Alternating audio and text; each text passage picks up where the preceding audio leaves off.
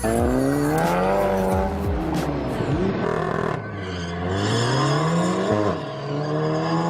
up, guys? I just want to give you guys, just want to talk for a second, basically. So, with the autocross videos, normally, okay, hello. Usually I put all the driver's clips in with whatever I'm talking about, in my clips and her clips.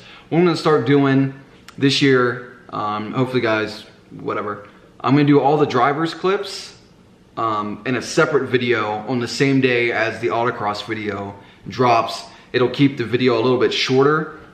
Like today, if I would have put them all together, the video would be 26 minutes long.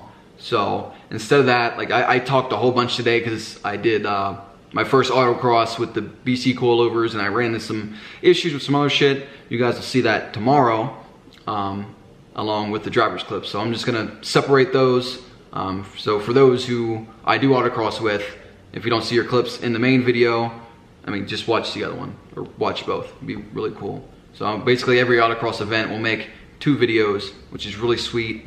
I don't know why I never had this idea before. I don't know why anyone never suggested it to me, but I feel like some people don't really watch the autocross videos because they don't want to sit there and watch other people race, which is fine. I mean, if you're here, you're watching Volkswagen stuff and whatever else I throw in with the BMWs, but I just wanted to let you know that, so when I post these videos tomorrow, you don't just skip over it, because there's a lot of good information and shit and me talking and being extra happy. So thanks for watching this, and stay tuned for tomorrow. We got 2 videos coming.